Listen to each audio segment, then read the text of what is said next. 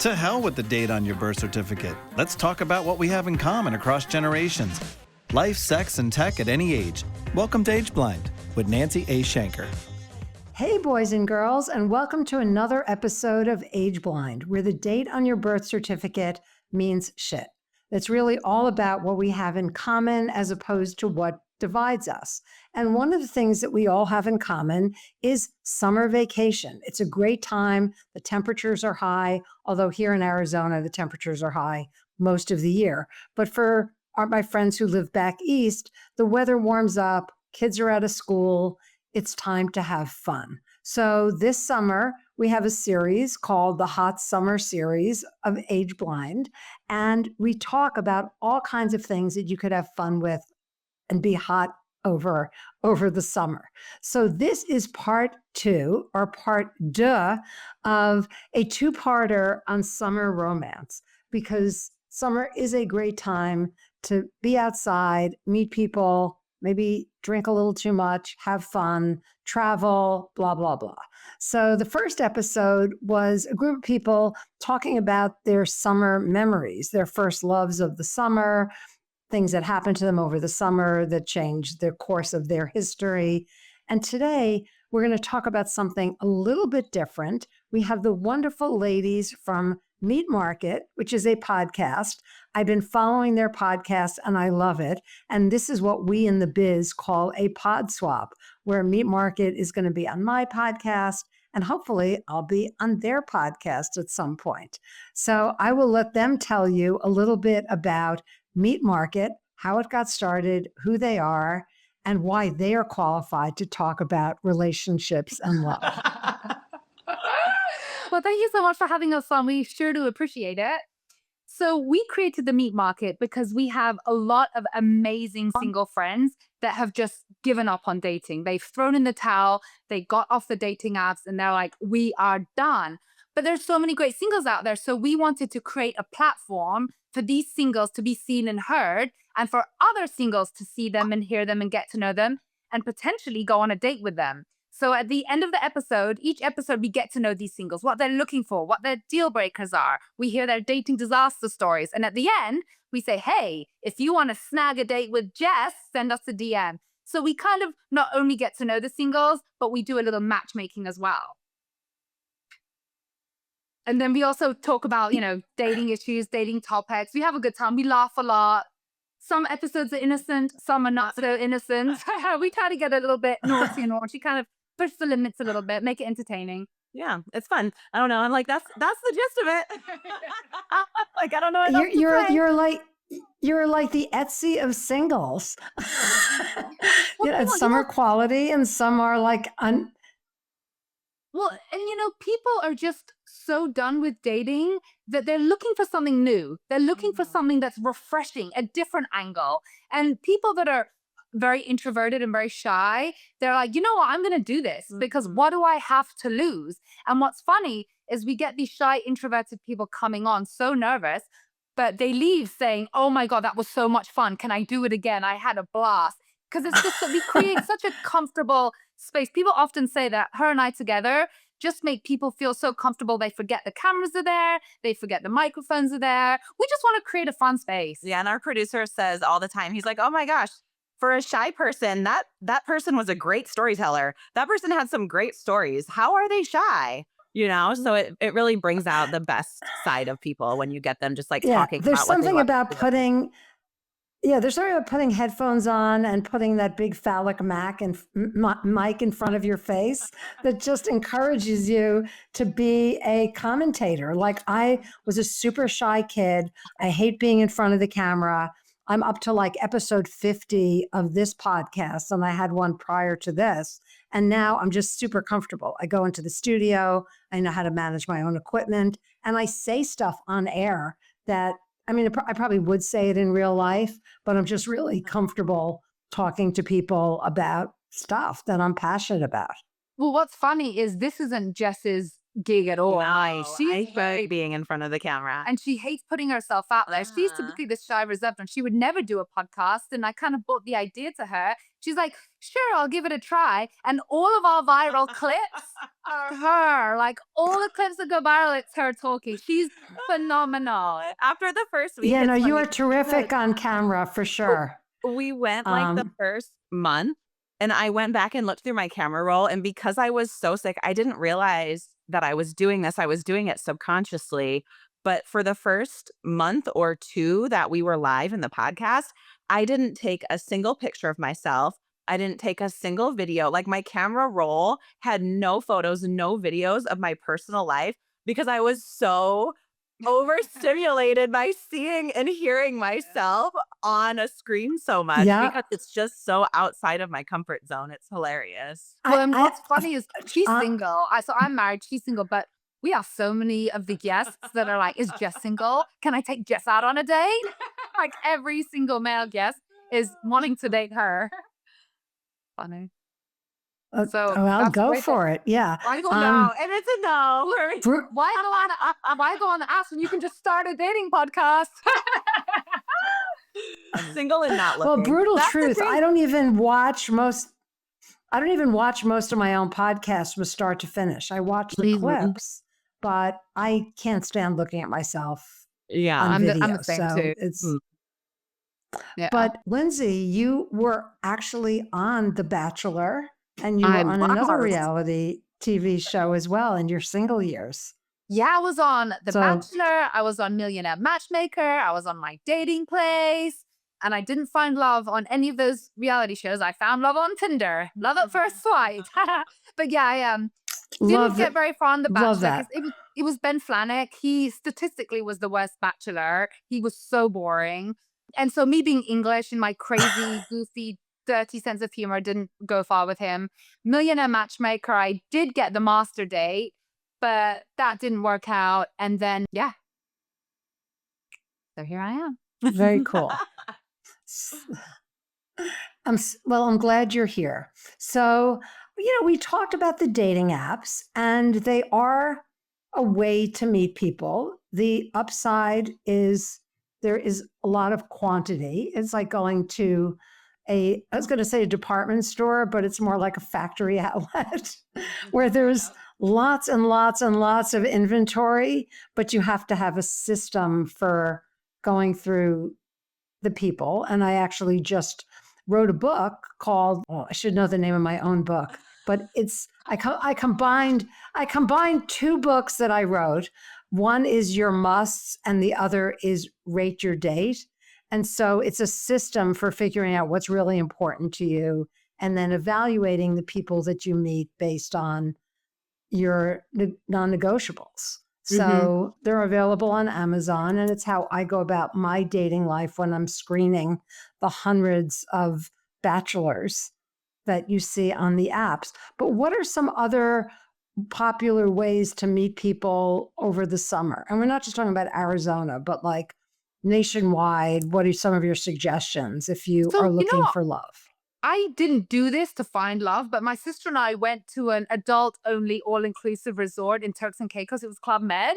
And there were so many single people there. My sister had a summer romance, and there was a guy that was hitting on me. It's actually a funny story. So this guy who, I guess he lives in Turks and Caicos. He's loaded. He convinced us to go to his house for happy hour. Had this huge mansion overlooking the ocean. And he was on the Real Housewives of one of those shows. I guess the girls went to vacation in Turks and Caicos. He was hitting on one of them. They were dating. Anyways, he was trying to pursue me, and I just got that ick. You have that bad feeling. So I didn't go there. But then one of the hotel workers comes up to me and is like, he's always here at this resort preying on the single women. And he sees with a different woman every night. I'm like, whew, glad my intuition was right. Yeah. But anyways, I feel like adults resorts are a great way to have a summer romance. What do you think? They are. I'm a traveler and I'm a solo traveler, so I always travel during the summer, but I don't do resorts. I will not. I don't like them. I did that, when I first started traveling years and years ago, decades ago. I don't do resorts anymore. I find that when you're traveling and you're wanting to meet people, when you're in a resort, you're limited to the people that are in the resort. You're not meeting people from other cultures. You're meeting Americans that are there to sit at the resort and get wasted by the pool bar. And that's not my jam. So like I like to go to boutique hotels and, just regular hotels, because it forces you to get out and explore the country that you're in, the city that you're in, wherever it is. And I've met people from Serbia. I've met people from England. I've met, people from all over, and guys, none of them have turned into romantic relationships, obviously. But I find that that's a better way to meet people, because it pushes you to get out and explore and meet people from other places that you might not have exposure to if you just sit at the resort for your entire vacation. So that's my preference with summer travel, is going somewhere new and staying somewhere that forces you to get out and do things. Having a summer romance with the local. No need to speak English. We can communicate via love, the love language. But you know what else I heard is great? I've never been on one, but singles cruises. I've heard that if you're single, a great way to meet people is to go on a cruise where it's all single people. That could be fun. I'd do that if I was single. Would you? I wouldn't. That's not my jam. That's not my cup of tea either.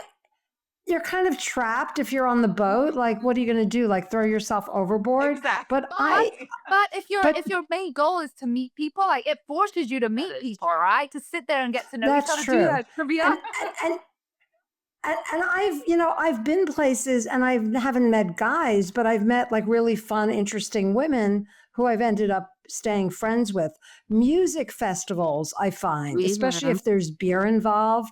A couple of years ago, I went to the Breckenridge Beer and Music Festival, and it was awesome. And there were people there from all over the country, food festivals, like anything where you're looking for a common interest, especially if it's like a once in a lifetime kind of thing. Or I've been looking to see, who's coming to the Sphere, because, if there's a band that I really like, Vegas is a fun city, and people are coming from all over the place, which is actually a really good segue to the next thing I wanted to talk about, which is long distance dating. And I know there are two very distinct schools of thought on it. There are the people who only want somebody within a 10-mile radius.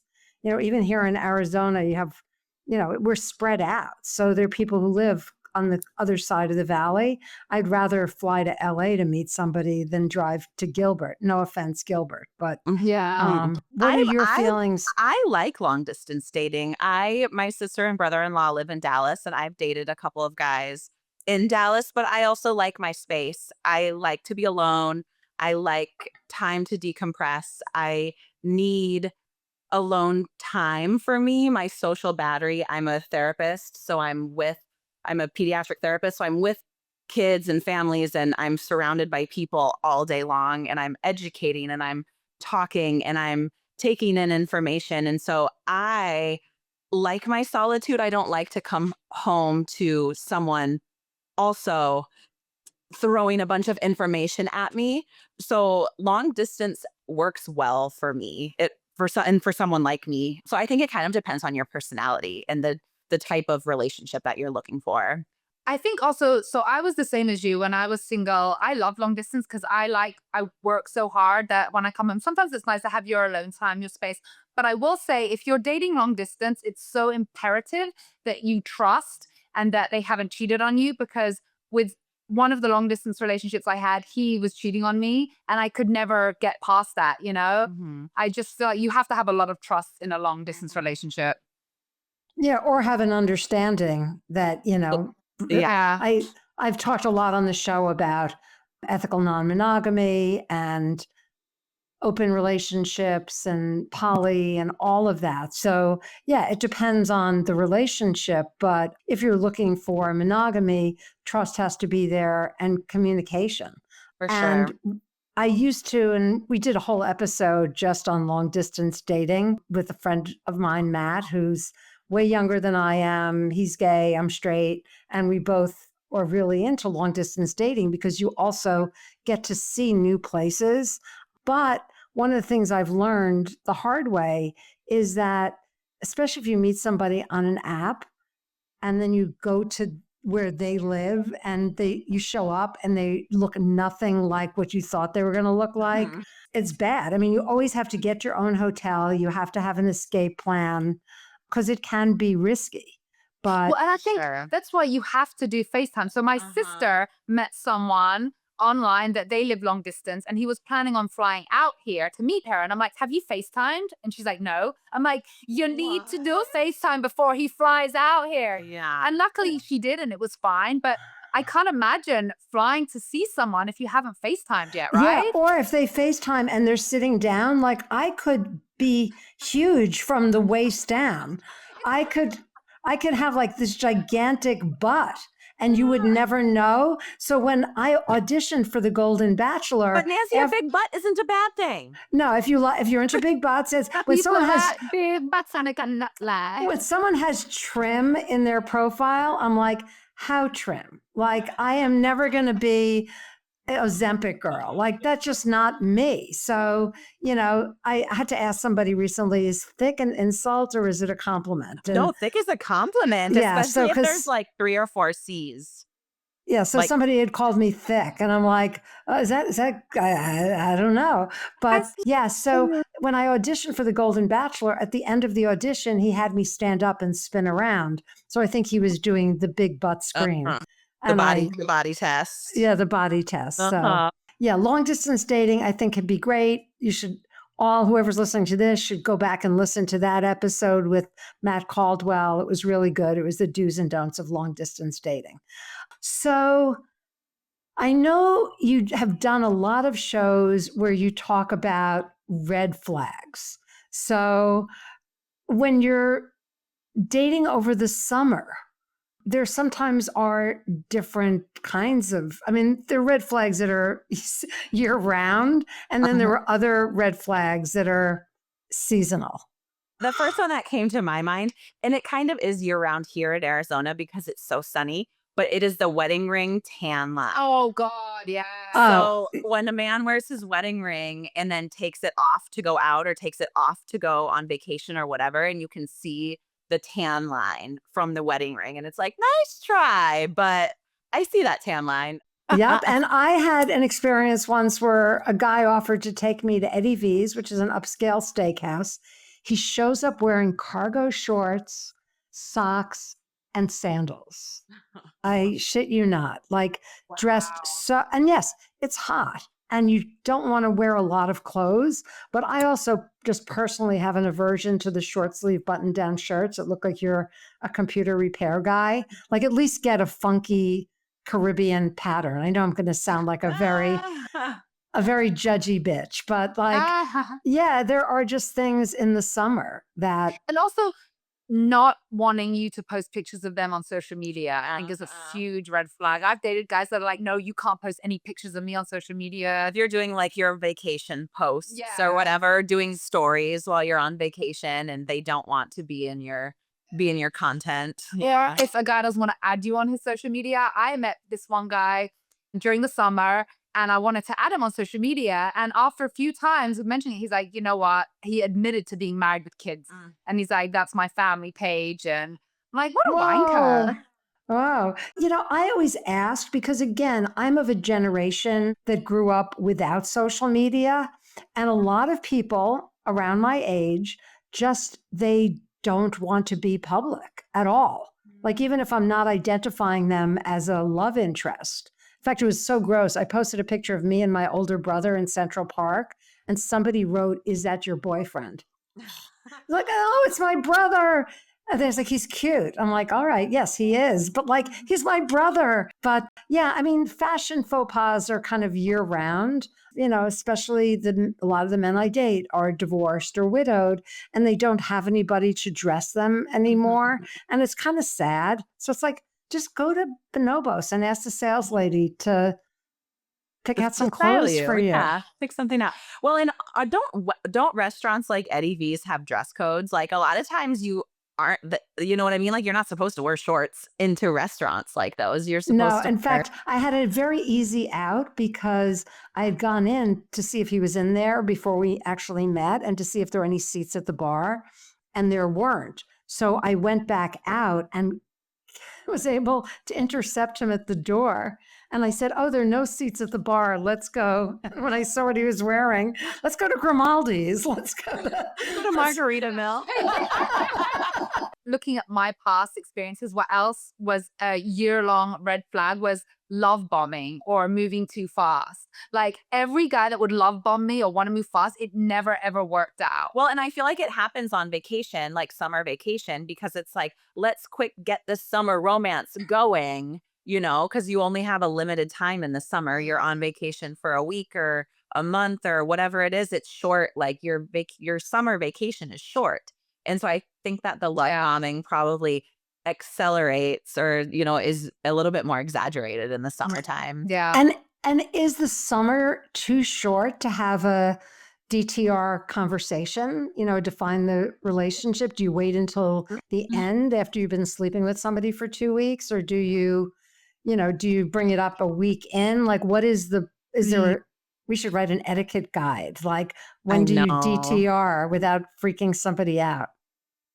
I think it's situational. I think it just depends on like the chemistry. And like, I know my husband and I think we'd only been dating for a week, but we talked every single night. And I think after a week, he was like, I don't want to see anyone else. He asked me to move in with him. I think it just depends on how much you communicate. And I don't know.